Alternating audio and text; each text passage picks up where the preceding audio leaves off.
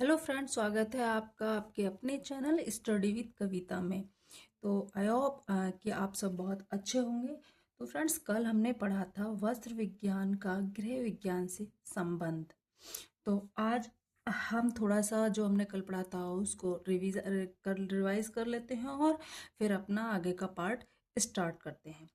तो हमने उसमें पढ़ा था प्रयोजन, टिकाऊपन, थर्ड पे कार्य क्षमता, नंबर 4 ऋतु व मौसम के अनुकूल वस्त्र, उचित एवं पक्के रंग, वस्त्रों की सफाई व धुलाई, फैशन के अनुरूप वस्त्र, वस्त्रों की देखरेख, सुरक्षा एवं संरक्षण, और उसके बाद मूल्य यानी कि प्राइस पढ़ा था हमने। तो चलिए हम अपना टाइम वेस्ट ना करते हुए फिर इसको आगे कंटिन्यू करते हैं।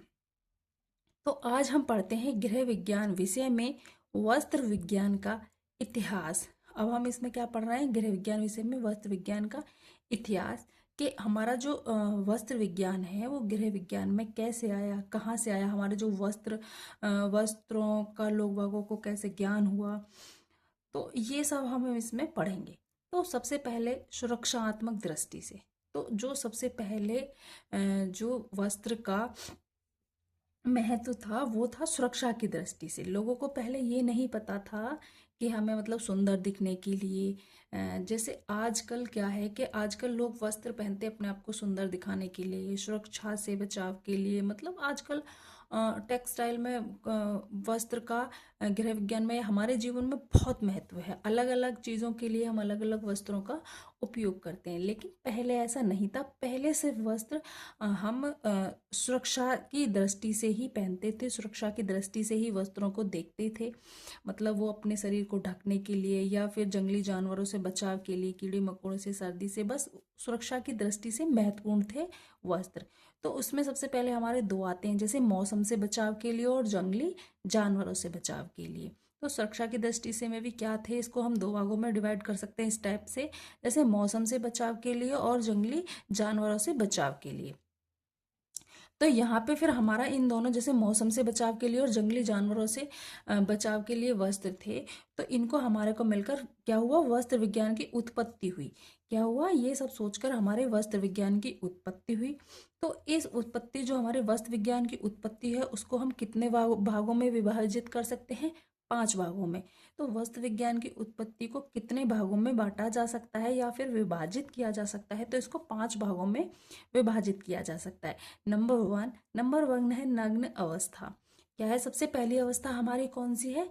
नग्न अवस्था। यानी कि जब जो मनुष्य था, जब उसके पास कपड़े, वस्त्र, या उसको जब टेक्सटाइल का या तंतु का ज्ञान नहीं था, जब वह नंगा रहता था, तो वो सिर्फ केवल और केवल सुरक्षा के विषय में सोचता था। ठीक है, तो वो उसको जब नग्न अवस्था के लिए, उसको छुपाने के लिए, तो सिर्फ सुरक्षा से बचाव के लिए वो क्या करता था, वो मनुष्य मतलब पेड़ों की पत्तियों तथा उनकी छालों, छिलकों का प्रयोग शरीर को ढकने के लिए करता था। तो अपने आप की जो नग्न अवस्था थी उसमें केवल और केवल सुरक्षा के लिए ही वो इन सब चीज़ों का प्रयोग करता था, जैसे कि पेड़ों की छाल हुई, छिलके हुए, जानवरों की खाल वगैरह को लपेट लिया करता था।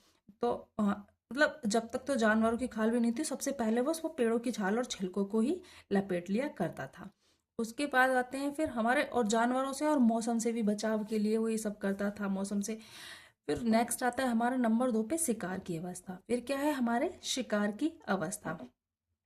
तो शिकार की अवस्था में मनुष्य क्या करता था? सबसे पहले वह नग्न अवस्था, उसके बाद उसको किसका ज्ञान हुआ? वो शिकार करने लगा, जैसे पशु पक्षियों का जो वो खाने के लिए शिकार करता था।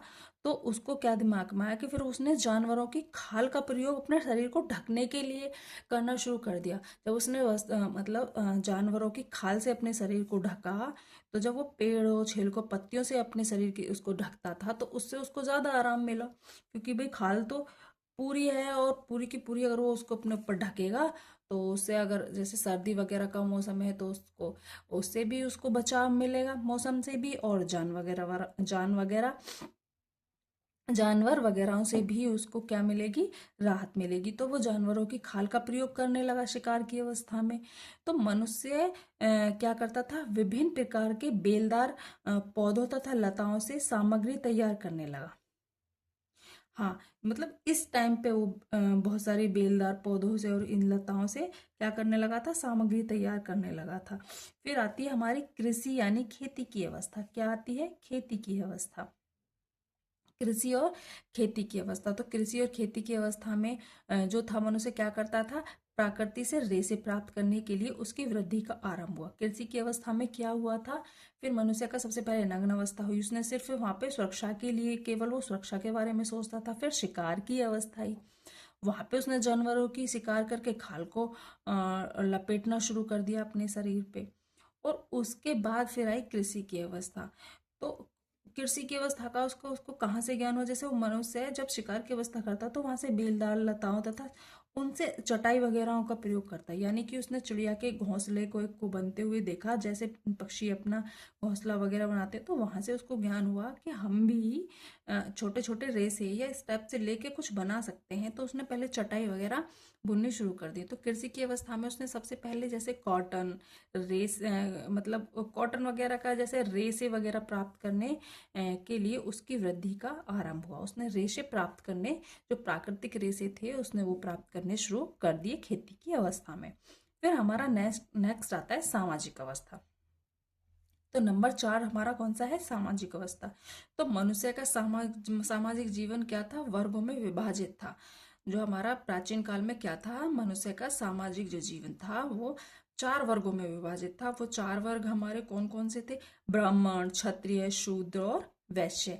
ब्राह्मण, क्षत्रिय, शूद्र और वैश्य, तो इन 4 वर्गों में बटा हुआ था। फिर हमारा आधुनिक वैज्ञानिक अवस्थाई, कौन सी अवस्थाई, हमारी आधुनिक वैज्ञानिक अवस्था। मतलब कि फिर हमारा मशीनीकरण का आरंभ हुआ। किसका आरंभ हुआ आधुनिक अवस्था में, हमारा मशीनी। मनुष्य को इतना ज्ञान हो चुका था कि जैसे उसने पहले रेसे प्राप्त करने शुरू हुई, फिर वो समाज में अपने उसने वर्गों का विभाजन कर लिया, वो समाज में बट गया। समाज में रहकर फिर वो वर्गों में बट गया कृषि करने के बाद। फिर उसको ज्ञान हुआ कि हम मतलब उससे जो वो रेसे वगैरह से जो वस्त्र तैयार करता था उसमें हाथ से बहुत टाइम लगता था, समय लगता था। तो उसने सोचा कि अगर हम किसी का उपयोग करें, मशीन वगैरह का इसके लिए कुछ और करें, तो हमारे लिए समय और टाइम दोनों की बचत होगी। तो फिर मशीनीकरण का आरंभ हुआ कब, आधुनिक वैज्ञानिक अवस्था में। तो जितने भी हमारे संश्लेषित रेशे का आरंभ हुआ वो कब हुआ, आधुनिक वैज्ञानिक अवस्था में। मतलब जो कि आधुनिक युग था, क्योंकि वो टेक्निकल युग है। अब देखो तो अब हमारा जो युग है वो हम कितनी सारी टेक्नोलॉजी यूज करते हैं हर जगह, हर चीज में। झाड़ू पोछा करने तक के लिए हमारे अब क्या हो गई है, मशीनें आ गई हैं झाड़ू पोछा वगैरह लगाने के लिए भी। तो टेक्नोलॉजी बहुत बढ़ गई है। तो अब जो हमारा युग है आधुनिक युग, तो उसमें जितने भी हमारे संश्लेषित रेसे हैं उन सब का भी आरंभ हुआ। और जो हमारे संश्लेषित रेसे थे उनको हम जितनी मात्रा में चाहें उपलब्ध कर सकते थे, क्योंकि प्राकृतिक रेसे तो लिमिटेड है। उनकी जो सोर्स होती है, प्राकृतिक जो रेसे होते हैं वो लिमिटेड होते हैं हमारे पास। क्यों, क्योंकि जैसे कॉटन है, अब कॉटन की खेती करनी है, या फिर लिलन है, इन सब की खेती वगैरह से हमें ये प्राप्त होते हैं जब हम खेती करते हैं। लेकिन संश्लेषित रेशों का ऐसा कुछ नहीं, उनको तो हम केमिकल्स के थ्रू जितना चाहें उतना उपलब्ध कर सकते हैं, जितनी मात्रा में चाहें उतनी में। तो उनके रख रखाव में भी आसानी होती है, क्योंकि जो संश्लेषित रेशे होते हैं इनके रख रखाव में भी आसानी होती है। और जो समय एवं शक्ति और जो ऊर्जा है उसकी भी बचत होती है, क्योंकि जब रखरखाव में आसानी होगी, जितने चाहें इतने मिल जाएंगे, तो हमें हमारी शक्ति भी कम लगेगी और हमारी ऊर्जा की भी बचत होगी। समय एवं शक्ति, क्योंकि जैसे हमें अगर हमारे जितने भी ये प्राकृतिक रेसे होते हैं, जैसे कॉटन है लेना, तो इन पर प्रेस करना, किसी पर ड्राई क्लीन करवाना, धुलने में ध्यान रखना कि कैसे धोना है, इनके रख रखाव में थोड़ा सा ये चीज़ें होती हैं कि अब जैसे प्रेस व्रेस करने में टाइम लगता है, शक्ति लगती है। तो अगर संश्लेषित तरह से होंगे, जो हौजरी वगैरह के कपड़े बने होते हैं, आपने देखा बहुत ज़्यादा उन पे प्रेस की भी ज़रूरत नहीं पड़ती। अब जो हमारा जॉर्जेट वगैरह है इन पे बहुत ज़्यादा प्रेस की ज़रूरत नहीं होती। तो हमारी समय और शक्ति दोनों की बचत हो जाती है, और दिखने में वो कैसे लगते हैं, आकर्षक लगते हैं। तो हमें कैसे वस्त्र प्राप्त होते हैं, जो हमें आधुनिक युग में एक आकर्षक वस्त्र की प्राप्ति होती है। तो इसके बाद फिर वस्त्र निर्माण में 3 नाम प्रमुख हैं। जो मतलब वस्त्र निर्माण में जो प्राचीन काल में जो वस्त्र निर्माण में तीन नाम प्रमुख थे, मिस्र, यूनान और भारत। कौन कौन से? मिस्र, यूनान, भारत। मतलब कि जो वस्त्रों का निर्माण हुआ, रेसे का निर्माण हुआ, तो सबसे पहले इन्हीं तीन नामों को जाना जाता था कि मिस्र से इसकी प्राप्ति हुई, यूनान से इनके अवशेष मिले हैं, और भारत से, जैसे भारत से कॉटन प्राप्त हुई, कॉटन के अवशेष मिले थे, तो वैसे ही भारत अपने सुंदर वस्त्रों के लिए प्रसिद्ध रहा है। उसके सोने के जरी वाले वस्त्र और महीन मलमल की कला पुराण के समय से भी प्राचीन है। पुराणों में लिखा है कि कताई और बुनाई महत्वपूर्ण हस्तकला है, और वैदिक भारतीय सुवासा या सुंदर वस्त्रों के कद्रदान होते थे। मतलब कि वैदिक भारतीय में भी उसमें भी प्राचीन जो हमारे पुराण है उनमें भी लिखा है कि भारत की, जैसे कि मलमल या फिर उसका जरी का काम, और ऐसी चीज़ें हैं जो पुराने टाइम की, जो बहुत ज़्यादा पुराणों में भी प्रसिद्ध हैं। तो भारत हमारा सुंदर वस्त्रों के लिए प्रसिद्ध रहा है। जो हमारे भारतीय सुवासा होते थे, तो जो वैदिक काल के सुवासा थे, उनको ये सुंदर वस्त्रों के वो कद्रदान थे। क्या थे? भारतीय सुंदर वस्त्रों के वो क्या थे? कद्रदान थे। तो आज फ्रेंड्स हमने पढ़ा गृह विज्ञान विषय का इतिहास। अभी हमारा ये इतिहास खत्म नहीं हुआ है, ये टॉपिक थोड़ा सा हमारा लंबा है। अभी हमारा ये बचा है प्राचीन काल में वस्त्रों का इतिहास। अभी हम सिंधु वैदिक काल, मतलब ये सारा भी हम कुछ पढ़ेंगे। तो आज हम इस टॉपिक को इतना ही रहने देते हैं फ्रेंड्स। मैं इसमें कुछ भी नहीं छोड़ रही हूँ, सारा कराती चल रही हूँ। इसमें ऐसा नहीं है टीजीटी पीजीटी, अगर आप नेट भी देंगे तो वहाँ पर इस टाइप के क्वेश्चंस पूछे जाते हैं, और वहाँ पर भी आपको इससे हेल्प मिलेगी, बहुत हेल्प मिलेगी वहाँ पे। इसीलिए इसको थोड़ा सा टाइम लग रहा है, और वीडियो भी छोटी होती है तो एक ही टॉपिक खत्म हो पाता है इतने में। तो एक बार चलो हम इसको फिर से देख लेते हैं और थोड़ा सा रिवीजन कर लेते हैं। पहले मनुष्य सुरक्षा की दृष्टि से वस्त्र का उपयोग करता था, मौसम से बचाव के लिए और जंगली जानवरों से बचाव के लिए। फिर उसके बाद वस्त्र विज्ञान की उत्पत्ति हुई।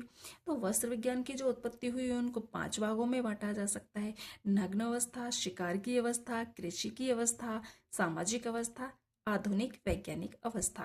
तो जो हमारी नग्न अवस्था थी उसमें मनुष्य सिर्फ और सिर्फ सुरक्षा के बारे में सोचता था, बाकी उसको किसी भी चीज का ज्ञान नहीं था। वो सिर्फ जानवरों और मौसम से बचाव के लिए ही वस्त्र धारण करता था, और वस्त्र में भी वो क्या धारण करता था, उसको वस्त्र का ज्ञान नहीं था। उस टाइम पे वस्त्र नहीं होते थे। वो सिर्फ पेड़ों की पत्तियां, छाल और छिलकों का प्रयोग शरीर को ढकने के लिए करता था। फिर वस्त्र मानव अपनी भूख को मिटाने के लिए जो शिकार करता था, तो शिकार में जो जंगली जानवरों की खाल होती थी, फिर उसने उस खाल को लपेटना शुरू कर दिया अपने शरीर को ढकने के लिए। और उस टाइम पे उसने लताओं से कुछ सामग्री बनानी स्टार्ट कर दी, जो बेलदार पौधे या लताएं होती थी। फिर उसके बाद कृषि की अवस्था में उसने उसने रेशे प्राप्ति का उसको ज्ञान हुआ। फिर सामाजिक अवस्था आई, तो सामाजिक अवस्था में जो उसका जीवन था वो वर्गों में विभाजित हो गया। ब्राह्मणीय, क्षत्रिय, वैश्य और शूद्र 4 वर्गों में बटा था। फिर हमारा मशीनीकरण का आरंभ हुआ, यानी कि आधुनिक विज्ञान की अवस्था आई। तो हमारा विज्ञान के बढ़ते हुए आयामों में हमें जितने भी हमारे संश्लेषित रेशे थे वो प्राप्त हुए, और उनको हम जितनी मात्रा में चाहे उतनी मात्रा में उपलब्ध कर सकते थे उनको, क्योंकि रख रखाव में आसानी होती थी, हमें समय और शक्ति की बचत होती थी, और वो दिखने में बहुत ही आकर्षक और सुंदर लगते थे। तो लेकिन हमारे जो वस्त्र निर्माण में 3 नाम प्रमुख हैं, जहाँ से हमारे वस्त्र या मतलब जो हमारे रेशे हैं उनके अवशेष प्राप्त हुए हैं, या जिनके वस्त्र प्रसिद्ध हैं। तो वो कौन कौन से थे प्राचीन काल में? मिस्र था, यूनान और भारत। ये 3 नाम ही बुक्स में दिए होते हैं। इसमें भारत अपने सुंदर वस्त्रों के लिए प्रसिद्ध रहा है। उसके सोने के जरी वाले वस्त्र और महीन बनमल की कला पुराणों के समय से भी प्राचीन है। पुराणों में लिखा है कि कताई और बुनाई महत्वपूर्ण हस्तकला है, और वैदिक भारतीय सुवासा या सुंदर वस्त्रों की कद्रदान होती है। तो फ्रेंड्स आज हम अपनी इस वीडियो को यहीं ख़त्म करते हैं। नेक्स्ट हम कल की वीडियो में मिलेंगे।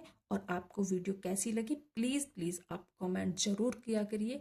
आप कमेंट बॉक्स में बताइए कि आपको ये वीडियो कैसी लगी, और मुझे ज़्यादा से ज़्यादा सपोर्ट करिए, ताकि मैं थोड़ी बड़ी वीडियोस बना चुकूँ, और हमारा जो सिलेबस है या थोड़ा सा जल्दी जल्दी कवर हो। थोड़े से टॉपिक्स को हम बढ़ाएंगे तो शायद है उसमें आपको अच्छा लगेगा, क्योंकि एक दिन में एक टॉपिक अगर कवर हो जाता है तो आपको भी पढ़ने में बहुत हेल्पफुल होगा, और मुझे भी थोड़ा सा अच्छा लगेगा। और लाइक और शेयर ज़रूर करिए। इस वीडियो के या इनके आपको कोई पैसे नहीं है। मैं आपको ये पूरे देख सकते हैं आप, हैंड रिटन नोट्स हैं, ये मैंने खुद बनाए हैं। बिल्कुल मैं इन्हीं से आपको पढ़ाऊंगी, क्योंकि मेरे पास फ्रेंड डिजिटल बोर्ड वगैरह नहीं है। कुछ दिन बाद अगर आप मेरे को सपोर्ट करेंगे तो मैं आपको वाइट बोर्ड पे पढ़ाना शुरू कर दूंगी। अगर आप मेरे को सपोर्ट करोगे तभी ये संभव होगा, ये आप भी जानते हो। तो प्लीज़ आप मेरे को सपोर्ट करिए, और मिलते हैं आप कल की वीडियो में। Thank you, bye bye. और एक बात कि मैंने जूनियर वाला सिलेबस डाला हुआ है अपने इस पे, जो नया आया है, और मैं इसमें प्राइमरी वाला और सुपर टेट का भी सिलेबस डाल दूंगी, तो आप उसको देख लेना। ओके।